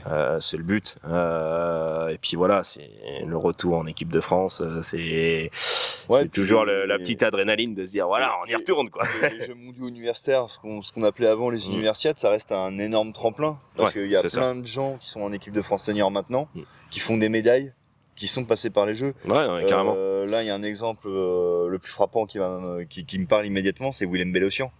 Il avait fait une médaille aux Jeux mondiaux universitaires. Quand on voit ce qu'il fait derrière, enfin. Ouais, non, mais carrément. On a vu pire, quoi. Carrément, c'est pas une sélection en carton. Le niveau est très relevé. Et justement, je pense que c'est justement le tremplin. Je pense que dans cette phase de reconstruction, on va y arriver. Tac. Si un orthophoniste veut venir dans mon staff, il y a pas de problème. Non, dans cette phase de reconstruction, ouais, on est sur le fait de, bah voilà, on a besoin de nouveau un tremplin, un truc qui se dise, on repart. Ouais. Il y a Los Angeles en 2028. Il faut retourner au charbon et ça, c'est justement le tremplin qui permet d'y retourner. Et puis après, les championnats de France élite. Voilà, qui seront à Talence. Talence au mois d'août. Ouais, qui sont juste quasiment 10 jours après pour toi. Ouais, c'est ça, on enchaîne. Donc là, en plus, il y a un niveau intéressant parce que bon, Yann est quelques mètres devant, mais il y a Paul Creusevaux, le de Metz là qui. Carrément, il y a un niveau aussi, qui est intéressant. Après, bon les élites, c'est pas aussi motivant qu'une sélection internationale. Ouais, c'est sûr. Mais ça reste un passage obligatoire. Ça reste un passage obligatoire. Ça reste le principe de voilà, cette année, il y a de fortes probabilités que ma saison se termine sur les élites. Donc, quoi qu'il arrive, il faut bien terminer la saison et c'est bête à dire, mais maintenant on est dans un système où le N-1 sert pour ton N, donc quoi qu'il arrive, il faut aller chercher le maximum là-bas. Et oui, c'est pareil, je vais essayer d'aller donner le maximum et d'aller, pourquoi pas, flirter la ligne des 75, ce serait intéressant. Ouais, et puis même, pourquoi s'arrêter là, autant pas. Oui, dans ce cas-là, autant. Après, oui, non, mais c'est sûr. C'est sûr. Après, ouais, c'est ça. Il n'y a pas de limite, quoi. Oui, non, carrément. De toute façon, il faut lancer. Yann, il ouvre le chemin, autant le rejoindre. Quoi. Ouais, c'est ça. Donc, JB, maintenant, on va passer à la partie un peu fun fact. Quand tu étais plus jeune, que ton frère voulait pas spécialement faire le renfort, alors que toi, tu voulais absolument le faire pour progresser, il paraît que tu tapais tes meilleures crises. Mais vraiment des vraies crises, quoi. Un avis là-dessus ? Sans commentaire. Non, ouais, mais voilà, bon, comme ça, je vais remettre les choses dans l'ordre. Moi, j'étais vraiment le petit frère, le petit démon. J'étais une vraie chialouse, déjà, de base. Et ensuite, oui, je piquais des crises. Même quand il voulait pas jouer avec moi, quand j'étais encore plus petit, quand il partait, je criais « Non, mais de toute façon, c'est parce que tu m'aimes pas » et tout. Enfin bref, le petit frère casse-couille. Et voilà, oui, c'est vrai, c'est 100% avéré. J'étais vraiment chiant, voilà. c'est officiel, c'est dit, tout le monde le sait maintenant. Merci Damien. Voilà, c'est dans la boîte et ça sera diffusé C'est ça. largement sur internet. Est-ce que tu peux nous parler un petit peu du début du concours que tu as eu au FFSU la fin mai avec le plateau qui a pas résisté quoi. Concrètement, faut savoir, la Ligue Normandie du sport universitaire avait décidé d'accueillir la FFSU. Deauville s'était proposé avec un stade tout neuf, sauf que c'était la première compète. Le stade a été homologué, je crois, 1 mois et demi avant. C'était la première compète. Donc voilà, il y a eu un petit couac. Alors, il faut savoir que je suis arrivé la veille de mon concours. Même l'avant-veille. Non, la veille. La veille de mon concours. Et en fait, justement, la routine de tout lanceur, c'est d'aller checker les plateaux. Le plateau de marteau, j'ai très vite vu qu'il sonnait creux au milieu. Il y avait un problème avec le plateau, une bulle d'air ou n'importe quoi. Enfin bref, il y avait un problème, c'était sûr. Et du coup, en tapotant dessus et en voyant que ça sonne creux, je vais voir un petit peu ceux qui gèrent l'organisation en leur disant, pour moi, le plateau, il tiendra pas. Donc ouais, c'était l'avant-veille parce que c'est les filles qui ont lancé le lendemain. Donc je dis, pour moi, le plateau, il y a de fortes probabilités qu'il tienne pas les 2 jours. Donc bon, ils ont demandé un petit peu ce qu'ils pouvaient faire pour essayer de meubler ça, et sur le coup je dis rien, de toute façon tu peux pas recouler un plateau la veille, voilà, ça il séchera pas, donc bon voilà.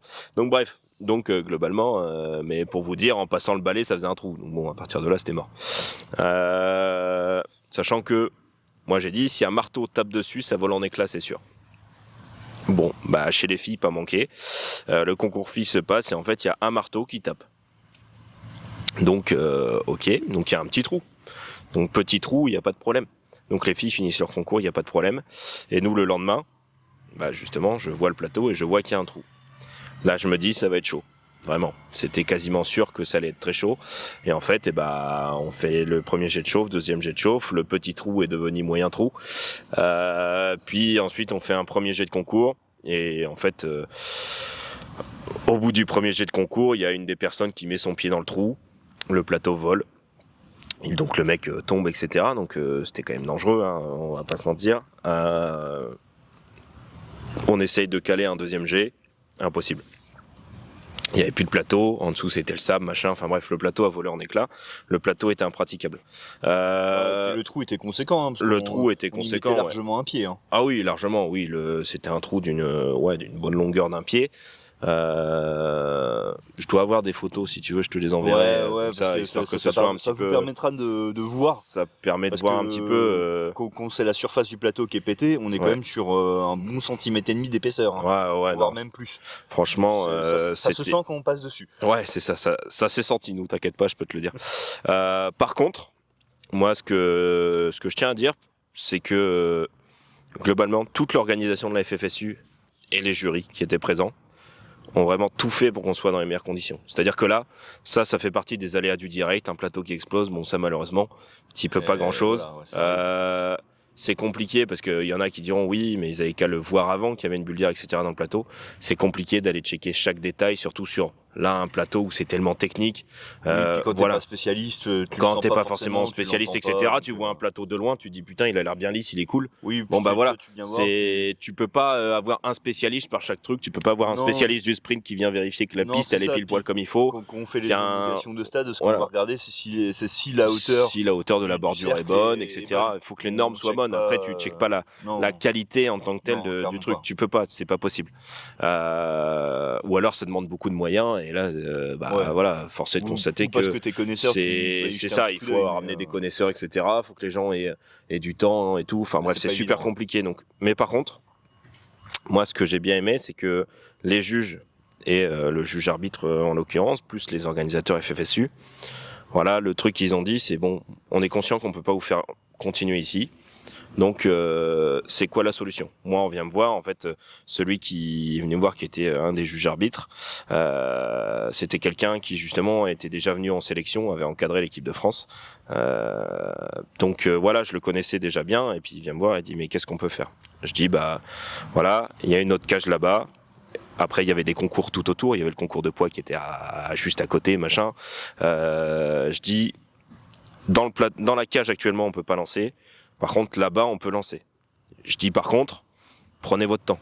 Parce que il y a la sécurité à mettre en place. C'est pas du tout la même chose de lancer dans une cage orientée différemment. Il y avait les courses sur le côté, il y avait le lancer de poids, etc. En plus, c'était pas une cage de marteau. C'était pas une cage de marteau, c'était une cage de disque. Donc il faut la rendre. Bah déjà, un truc tout bête, quand tu vas dans un plateau disque, que tu lances ton marteau devant, bah le marteau il touche le filet. Donc du coup, il faut faire les réadaptations au niveau du filet et tout. Voilà, après moi j'étais avec les mecs du concours, voilà, je leur dis restez dans votre concours, c'est des aléas, c'est de l'expérience, etc. Tous les athlètes étaient plutôt contents de leur concours, dans le sens où ils sont pas sortis du concours, ils sont vraiment restés dedans et tout. Bon, le concours a été très long du coup, mais l'important c'est que quoi qu'il arrive, nous on a été mis dans les meilleures conditions possibles du moment. Que au niveau sécurité, ils ont vraiment fait tout le nécessaire. Ils se sont pas précipités. Souvent, ça peut laisser un petit peu de panique et du coup, il faut enchaîner le concours, machin. Non, là, il y a eu la sécurité qui a été mise en place. Il y a eu des adaptations qui ont été mises en place, même au niveau du public. Voilà, il y a eu des zones où ils pouvaient pas accéder. Il y a des zones qui ont été bloquées. Il y a eu justement des arrêts avec les courses, etc. Une super coordination avec le jury.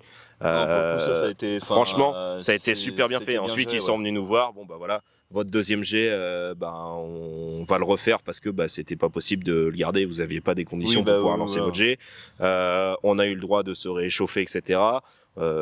Franchement, moi, ça reste une super bonne expérience et je trouve que la compétition a été super. Et justement, ça, c'est une expérience qui peut arriver en championnat international, etc. Une cage qui casse, tu vois, une cage qui casse, un filet qui tombe, et derrière, tu dois attendre 45 minutes avant de pouvoir relancer. Bon, ça arrive, c'est des aléas, c'est du direct. Et franchement, je trouve que ça a été très, très, très, très bien géré, et je pense que vu la situation, comment dire, le concours n'aurait pas pu être mieux géré. Les juges ont super bien réagi. Ils ont été super à l'écoute, super attentifs. Ils ont fait les choses dans le bon ordre et ça s'est super bien passé. Et ça, moi après le concours, j'ai été les remercier parce que ça s'est super bien passé. Et je continue à le dire que je pense que si on nous avait mis une autre équipe de juges entre guillemets, à ce moment-là, ça se serait sûrement pas passé pareil. Ouais, ça aurait été forcément moins bien parce que là, franchement, ils ont vraiment tout fait de manière impeccable. Il n'y a vraiment rien à leur reprocher. Du coup, on les remercie. On remercie la Ligue de Normandie, ce qui venait principalement de Normandie. La FFSU aussi, puisque il y a quand même une décision non, mais franchement, collégiale entre organisateurs, juges. Exactement, franchement, ça a été super bien fait. C'est pas évident. Et franchement, moi, je continue à dire que les championnats de France FFSU, c'est une compétition pour faire des performances.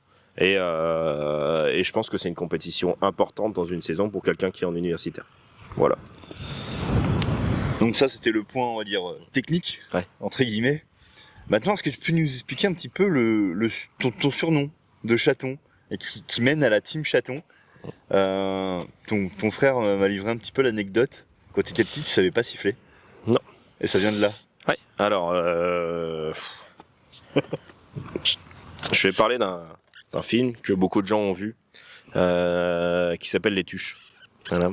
Les Tuches, au tout début, pour Donald... Voilà, on dit, il naît, et puis ensuite, je crois que c'est la mère qui dit, qu'il est beau ce petit canard, et du coup, il s'appelle Donald. Bon, globalement, moi, ça a été sensiblement la même chose. Donc, je suis pas né en, qu'il est beau chaton, non, ça fonctionne pas. Non, par contre, je suis arrivé dans le groupe de lancer, quand on lance, le premier truc qu'on fait, c'est qu'on siffle pour prévenir qu'on lance, et que à la chute, les personnes soient attentives au marteau. La sécurité prime. Sauf que, quand j'étais jeune, je savais pas siffler, donc du coup j'ai essayé de siffler, je faisais voilà, j'essayais, bon, j'étais ridicule, mais voilà, j'essayais. L'important c'est d'essayer. Regardez, maintenant je sais très bien siffler et tout se passe bien. Ouais, tu faisais comme un petit chaton qui essaye de les faire petits chatons qui fêlent, voilà, donc du coup d'un coup il y a eu donc Aurore que je salue également, qui a dit il est mignon, on dirait un petit chat. Et du coup, à partir de là, je me suis fait surnommer chaton. Donc maintenant, vous avez en face de vous un chaton de 1m87 et de 117 kg. Voilà. Sachant que... Un gros chat d'appart. Au début, t'aimais pas ce surnom. Hein. Non, c'est sûr. T'as fallu une petite année pour t'y habituer. Ouais, c'est ça. C'est le temps de s'y habituer. Au début, on est là. C'est sûr que ça fait pas très crédible. Quand voilà, chaton... Maintenant, c'est devenu, entre guillemets, je suis une entité, chaton, voilà, tout le monde m'appelle chaton, et voilà. Mais sur le coup, quand t'es jeune, bah tu t'attends à un surnom de ouf, tu vois. Et Mais bon, non. chaton, c'est pas ce qui inspire la peur, c'est pas ce qui inspire la performance, voilà. Pas vraiment, non. Mais voilà, maintenant, moi, je suis très content de ce surnom, et puis voilà, ça fait partie aussi de mon histoire, donc. Ouais, après, puis tu peux voilà. peut-être te consoler en te disant que dans l'Égypte antique, le chat était vénéré, quoi. Ouais. T'es Ouais, presque un dieu, quoi. Le jour où un lanceur de marteau sera vénéré, c'est que. Il y a des choses qui auront changé. Les poules auront des dents, quoi. Donc peut-être ouais. pas, j'espère pas. J'espère voir ça de mon vivant. Ah ouais, ce serait énorme. Mais ouais. Non, je me dis pas ça. Non.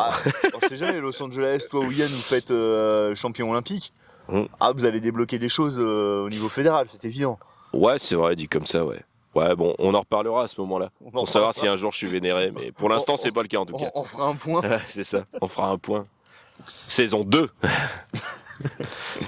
On va parler un petit peu de tes études. Est-ce que tu peux nous expliquer ce que tu fais comme études et pour faire quoi plus tard? Alors, actuellement, je suis en DOS de animation, gestion des activités physiques, sociales et culturelles en STAPS. En gros, c'est un diplôme de 2 ans d'animation.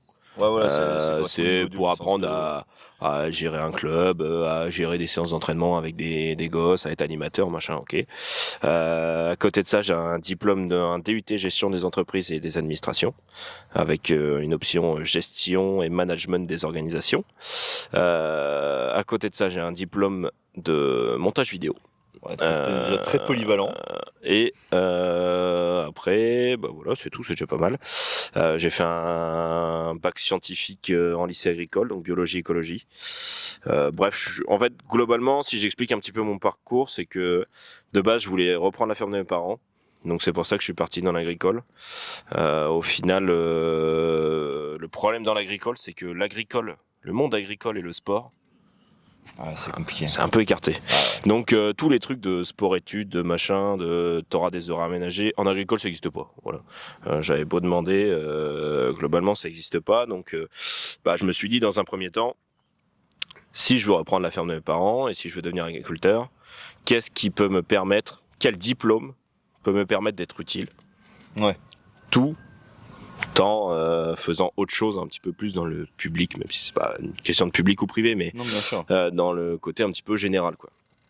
Donc, après avoir regardé, j'ai vu que à l'IUT à Amiens, il y avait des horaires aménagés pour ceux qui faisaient des gestions d'entreprise. Donc avec tout ce qui est comptabilité, RH, machin. Et je me suis dit, ça sert toujours. Donc, je suis parti là-dedans. J'ai eu des super horaires aménagés. Globalement, voilà, j'ai une prof référente, je vais citer son nom, Madame Jean Jambre. Gros big up à vous. Qui voilà était exceptionnelle au niveau de l'accompagnement, au niveau de la gestion des horaires et tout ça. Moi, globalement, comment ça s'est passé, c'est que on avait une classe de sportifs. Mais c'était pas juste une classe en fait.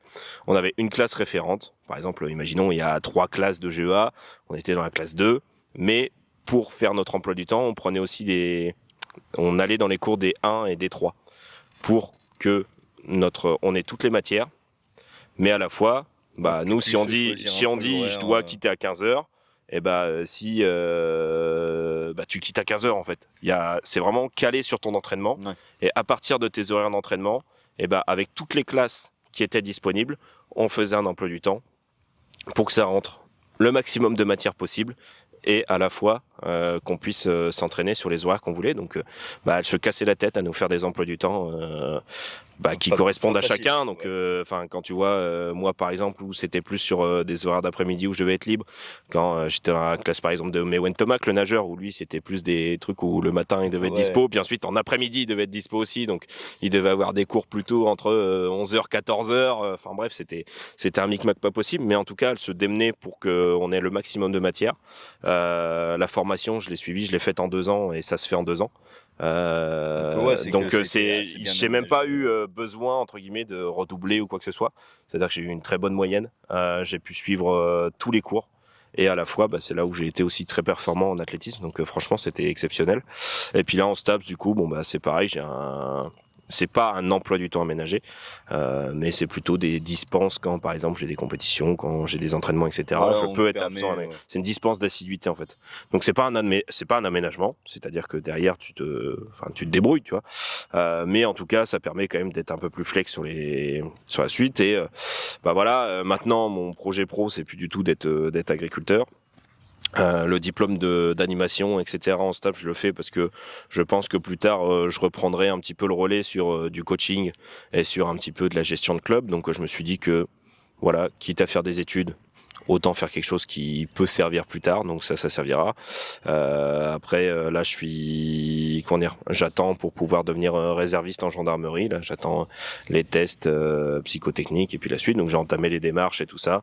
Et puis voilà. Après, je pense que après les Jeux Olympiques de 2028, je verrai si je passe les concours pour être gendarme à plein temps en sous-officier, ou alors si je reprolonge encore un contrat de réserviste parce que je me dis qu'en 2032 ça peut encore très bien le faire, et dans ce cas-là je veux pas tout de suite un temps plein, et je me dis je fais des contrats de réserve, et à la fois avec ce que je gagne dans le sport, etc., ça permet de compenser. Ouais, voilà. Voilà, globalement j'ai envie d'être sur le terrain, donc c'est pour ça que je me suis orienté sur le côté réserviste, et à la fois après je sais que je pourrais faire une poursuite là-dedans, et au moins ça permet de créer une base, le double projet. Voilà, je sais que si un jour ça va vraiment pas dans le lancer, ou qu'on apprend que j'ai quelque chose qui me permet de ne plus lancer ou n'importe quoi, Ouais, tu pourras toujours te retourner, quoi. j'ai quelque chose pour me retourner, et voilà, tout simplement. Donc t'as quand même beaucoup, tu bénéficies de beaucoup de facilités pour pouvoir lier le double projet. Donc ça, c'est sur toutes les interviews que j'ai fait jusqu'à maintenant, c'est quelque chose qui revient, et tant mieux parce que c'est pas toujours évident. Est-ce que toi, t'aurais un tips à donner aux plus jeunes qui veulent arriver à faire du sport comme ça de haut niveau avec des études post-bac, parce que c'est pas toujours facile, et des études notamment quand t'es en milieu universitaire? Est-ce que t'as un tips, un truc à leur donner Globalement, c'est plus je vais dire une philosophie, même si c'est pas tellement une philosophie, mais à partir du moment où vous voulez faire du sport de haut niveau, vous pouvez. C'est-à-dire que globalement, il faut pas se sentir. C'est sûr, il y a des personnes qui, par exemple comme moi, ont pu bénéficier d'horaires aménagés et que ce soit plus facile d'aller à l'entraînement. Mais c'est pas parce que vous quittez à 19h que vous pouvez pas aller vous entraîner après.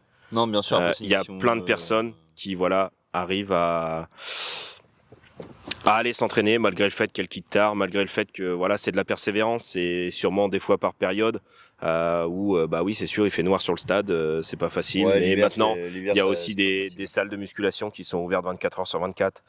Il y a plein de trucs à faire, franchement foncez. Après, si vous pouvez demander des horaires aménagés, faites-le. Quoi qu'il arrive, si vous voulez demander des horaires aménagés, soit vous voyez directement avec votre établissement, soit vous regardez s'il n'y a pas un établissement qui peut vous permettre d'en avoir, soit sinon vous appelez votre ligue, vous appelez votre comité, vous appelez votre club, et voilà. Et au bout d'un moment, il y a toujours quelqu'un dans un club qui a un contact, qui au final permet de trouver des solutions. Quoi qu'il arrive, il faut se débrouiller. Par contre, le truc à ne pas faire, c'est rester sur la retenue et attendre que ça arrive tout seul. Ça n'arrivera pas.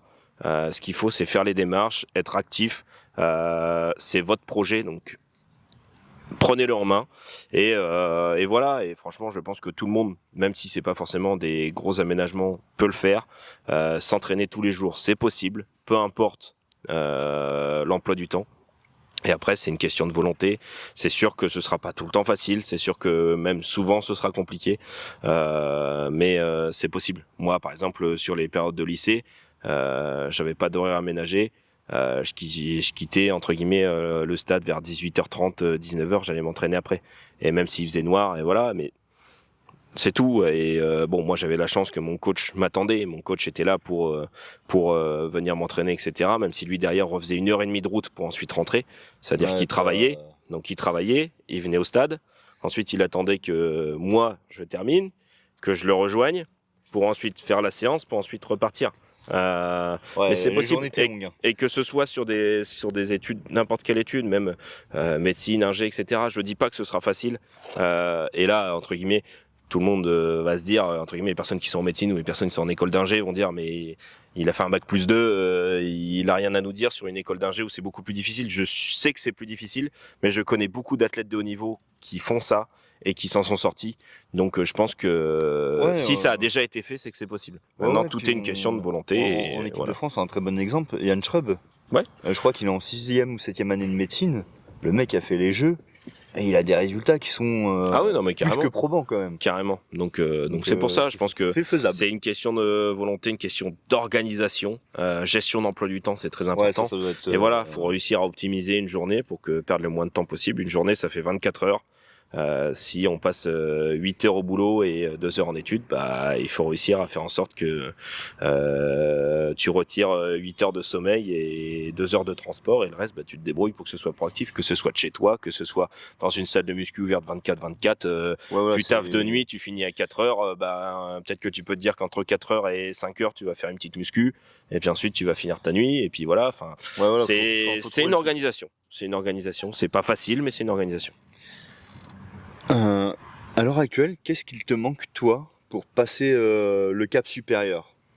En termes de, toi, que ce soit des moyens, des aménagements, visiblement, toi, ça te convient et t'en as assez, mais est-ce que il y a un manque de moyens, qui soient financiers, matériels, qui pourraient te permettre de passer un cap, peut-être? Alors, c'est sûr que au niveau financier, bah voilà, on jongle avec les aides du club, et puis en fait, souvent, comment on construit une saison, c'est qu'on regarde combien d'argent on va pouvoir débloquer à l'année pour quelque chose, que ce soit avec le club, que ce soit avec le département, la région, n'importe quoi. Et puis en fonction du budget qui est alloué, bah, tu te dis, je vais pouvoir mettre ça en place, ça en place, ça en place.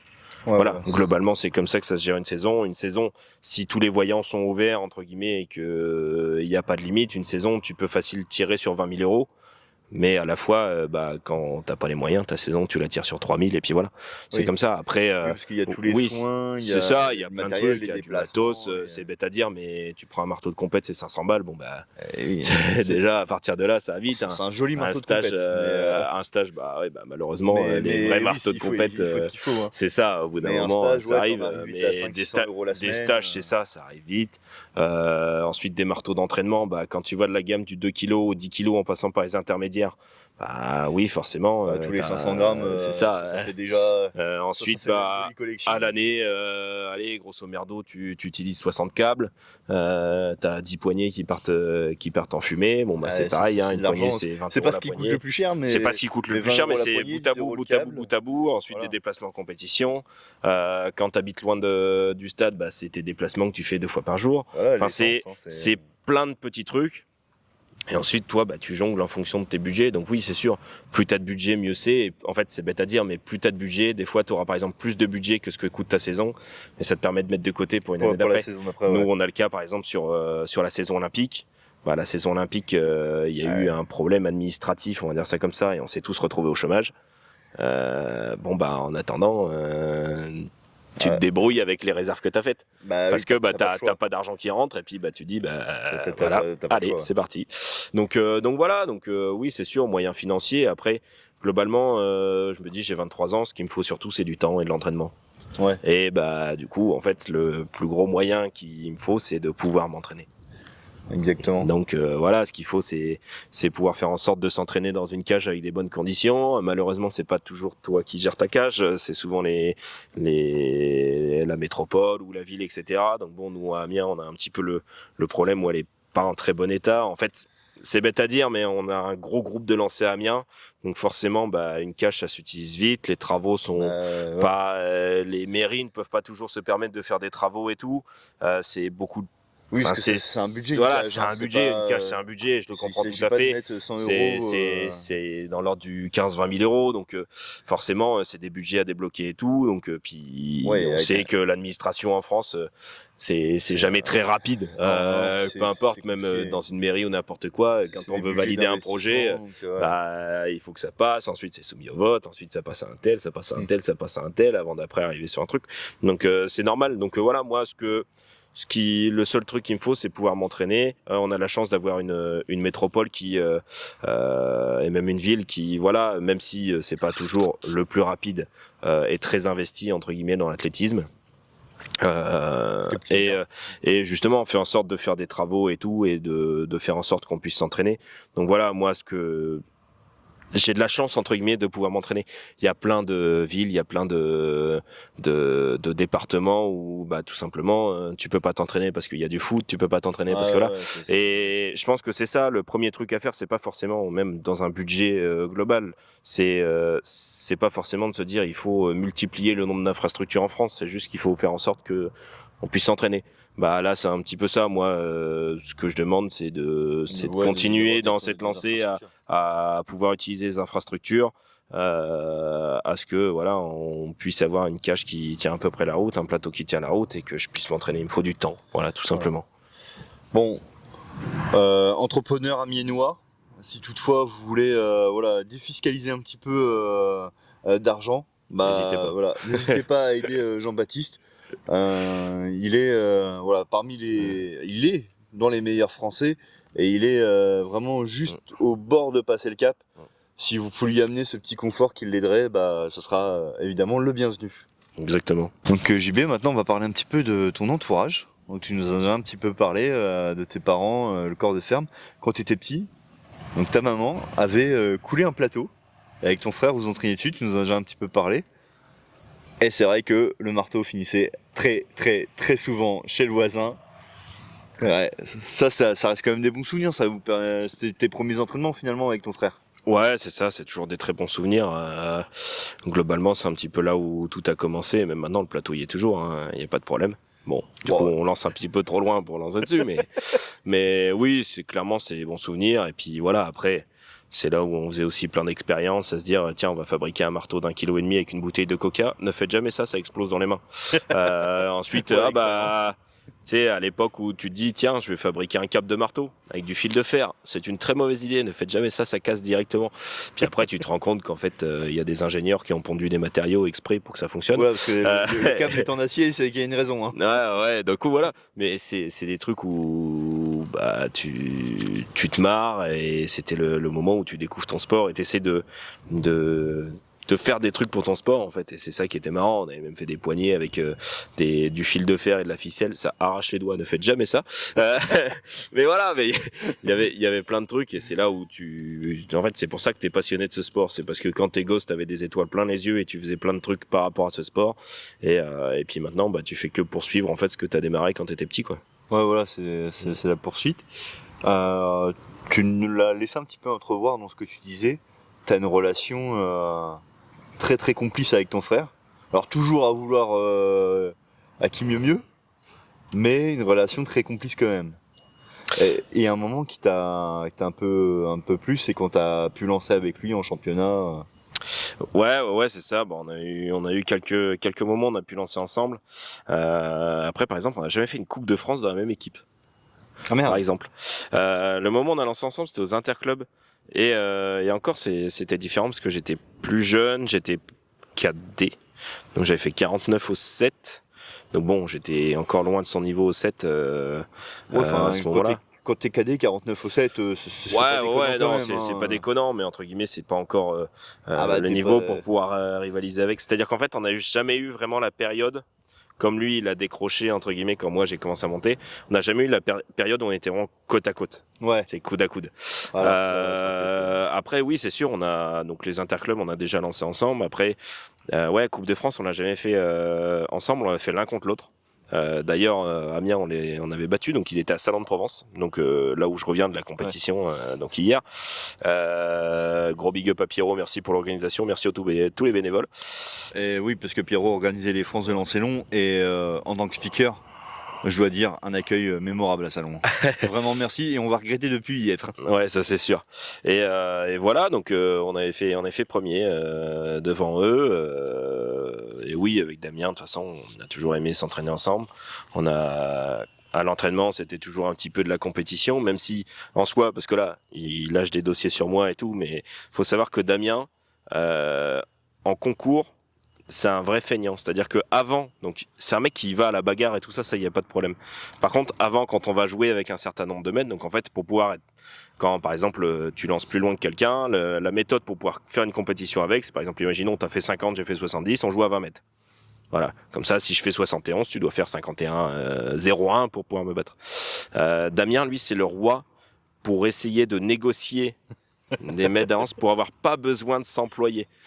Ah, ça c'est vraiment ça c'est le prince pour ça. C'est-à-dire que globalement le mec il fait 59. Il va dire ah non mais là, ouais, aujourd'hui je sais pas, je vaux 53. Nanana. Bref. Il va négocier alors que pas du tout, puis ensuite comme ça il sort un G, il fait 59, puis ensuite il sait qu'il est devant et voilà, parce que tu iras pas chercher 80, tu vois. Ouais. Donc Il t'a fumé, c'est bon quoi. donc bon, maintenant ça fonctionne plus, maintenant que je suis devenu grand, mature et que je vois très clair dans son jeu. Mais voilà, donc oui, ça fait toujours plaisir quand il revient à l'entraînement et qu'il revient lancer, parce que c'est quelqu'un qui voilà avait des très grosses qualités au marteau, qui bon bah avec le travail a un petit peu lâché l'affaire, mais qui est revenu cet hiver d'ailleurs, qui a fait les championnats de France nationaux. Et c'est toujours un plaisir de lancer avec. Et mine de rien, c'est bête à dire, mais même sans s'entraîner, il est toujours largement au-dessus de 50. Et voilà, c'est quelqu'un qui est très talentueux de base, qui comprend très bien le marteau, qui a senti des choses. Et voilà, c'est quelqu'un qui est fait pour ça de base. Hein, donc c'est vraiment cool de pouvoir s'entraîner avec lui. Autre personne donc importante de ton entourage, pas de ta famille, c'est ton coach. Il y a 2 moments très particuliers que vous avez vécu tous les deux. Le premier, c'est les qualifications pour les Europes U20 de Tallinn.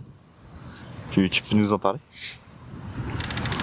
Alors, les Europes U20 à Tallinn, donc je pars dans les favoris, il n'y a pas de problème. Et en fait, le concours de qualification, bon, je fais un premier jet d'échauffement, donc je fais cage. Donc je m'affole pas. Je fais un deuxième jet d'échauffement, je fais cage, je m'affole pas. Faut savoir que moi, je suis quelqu'un qui fait pas non plus très très souvent des cages. Donc là, globalement, à la fin de l'échauffement, le mot d'ordre, c'est Serge qui dit ah bah c'est bon, t'as fait tes 2 cages de l'année, bon bah super quoi. Premier jet de concours, je fais cage. Deuxième jet de concours, je fais cage. C'est-à-dire que globalement, pour l'instant, j'ai fait 4 jets. Je les mets tous au même endroit, je ne sais pas pourquoi. Je vais voir Serge. Donc à chaque fois entre chaque jet et tout, donc au début on parle technique et tout ça, et puis ensuite après la deuxième cage dans le jet de concours, je sais qu'il me reste que un jet pour aller me qualifier en finale, sinon ça veut dire que tu rentres chez toi et tu fais bulle. Quand tu pars dans les favoris, c'est un peu chiant. Du coup je vais le voir, je dis oh là là mais je sens rien et tout ça, et Serge donc poker face de visage, hein, un vrai joueur de poker avec ses lunettes de soleil là, et qui me dit mais je m'en fous que tu sentes quelque chose. Il dit ça passe à 70, tu fais 4 tours à une finale dans le secteur, tu le lâches comme ça, tu vises le secteur et c'est bon, t'es en finale, cherche pas à faire un G, on s'en fout, l'important c'est de passer en finale. Et en fait à ce moment-là je vois que il veut me montrer sur son téléphone à combien ça passe, donc ça passait je sais plus à 70 ou une connerie comme ça, et il me montre, sauf que là je vois ses mains, mais elle tremble comme pas possible. Mais vraiment, c'est vraiment il tient son téléphone d'une main et l'autre main il me monte comme ça là, mais de voix et tout. Genre sinon, au-dessus de la barrière, si on voit que la tête, on se dit ouais il est serein. Mais en fait non, il est en panique autant que moi. Voilà. Mais ça c'est aussi le fait de voilà, je le connais donc je sais qu'il est comme ça. C'est quelqu'un qui laisse très peu ressentir ses émotions. Mais quand tu le connais comme je le connais, voilà, tu sais que c'est un être humain comme les autres, hein, il stresse aussi, voilà. Mais c'est quelqu'un par contre qui laisse très peu ressentir ça, le stress, etc. en compétition. C'est quelqu'un sur qui on peut s'appuyer quand on est en détresse. Mais ouais, du coup c'était assez sympa. Bon, au final, la suite on la connaît. Hein. Je fais un G à 71, je crois, vraiment où je fais 4 tours et je le pose dans le secteur. Et puis je passe en finale. Puis le lendemain, du coup, je fais 77-90 et je fais 3e. Voilà. Mais bon, oui, c'est sûr, là, pour le coup. Et le deuxième moment fort avec Serge, c'est ta Marseillaise, à Pescara, quand tu gagnes les championnats, les Jeux méditerranéens. Ouais, carrément, c'était fou. De toute façon, je pense qu'il pleurait autant que moi. Même si, c'est pareil, poker face. Le fier, ouais, logique. Non, franchement, c'est quelqu'un, voilà, qui m'a construit là-dessus. C'est, voilà, de A à Z, je suis avec lui. Et c'était le moyen de nous récompenser de tout notre travail ensemble. C'est quelqu'un qui a mis beaucoup de temps. Enfin, franchement, des coachs qui à l'époque se déplace 3 fois semaine en faisant 1h30 de route aller, 1h30 retour pour aller entraîner un groupe d'entraînement, parce que lui il habite sur Paris, toi t'es sur Amiens. Il n'y a pas beaucoup de passionnés qui font ça. C'est quelqu'un qui a mis énormément de son temps, parce que mine de rien des programmes, pour avoir vu tous ces programmes depuis 2000, voilà, il en a fait un paquet des programmes d'entraînement. Donc et à chaque fois il t'explique tout, pourquoi il évolue, pourquoi ça il a changé, ce qu'il lui faisait à l'époque quand il était athlète, machin. Et voilà, c'est quelqu'un qui est passionné, ça c'est sûr. C'est quelqu'un qui a une vraie capacité technique à comprendre les choses et à transmettre les choses. Et voilà, moi j'ai eu la chance entre guillemets d'être né un petit peu avec une cuillère d'or dans la bouche quand je suis arrivé au lancer. C'est-à-dire que t'arrives au lancer, ton frère a déjà trouvé un très très bon coach et toi t'as juste à profiter et de dire voilà, moi je lance, moi ma seule mission c'est lancer quoi. Alors qu'il y en a qui doivent changer d'endroit d'entraînement, il y en a qui doivent trouver des coachs, un groupe d'entraînement, etc., qui doivent se déplacer, qui doivent tout changer, qui doivent quitter la famille, machin. Moi j'ai eu la chance d'être né au bon endroit au bon moment, et voilà, au bout d'un moment j'ai mis à part de la chance, c'est tout. Moi j'ai juste eu de la chance. Et oui, c'est sûr, Pescara ça a été un moment franchement très fort pour nous deux, je pense. Voilà, on arrive à la fin de cette interview. Merci à toi JB. Eh ben merci à toi pour l'invitation. Parce que voilà, c'était fallait trouver le moment de se caler. Là, c'était l'occasion. Tu es remonté de Salon de Provence jusqu'à Amiens. C'est ça. Voilà, on est sur la route, donc c'est ça. Bah ouais, ça m'a fait super plaisir. Et puis voilà. Donc merci aussi du coup à toutes les personnes qui m'ont permis de récolter les vidéos, les bonnes informations. Donc Émilie qui a encore donné un petit peu tout ça, Serge, ton entraîneur, qui m'a envoyé des bonnes vidéos. On vous en mettra une où vous allez le voir tout petit et il aimait déjà embrasser les plateaux. Donc voilà, celle-là c'est cadeau. Celle-là les cadeaux. Je vous la facture pas. Il n'y a pas eu de blessés. Hein. Le marteau est sorti dans l'air et il n'y a pas eu de blessés. Le plateau était intact, il n'y a pas eu de trou dedans. C'est bon. Donc merci à toutes ces personnes qui ont rendu ça possible. Je vais vous mettre le lien des réseaux de JB si vous voulez le suivre. Et puis aller lui donner un petit peu de force. Moi je vais vous remettre les réseaux de la chaîne évidemment. Le TikTok, le Facebook, il y a aussi l'Instagram bien évidemment. Et la chaîne YouTube pour retrouver tous nos formats. N'hésitez pas à vous abonner, à mettre le petit pouce, parce que ça fait toujours plaisir d'avoir les encouragements. Activez les notifications pour être au courant des prochaines sorties de vidéos. Et je vous dis à plus. À plus tout le monde.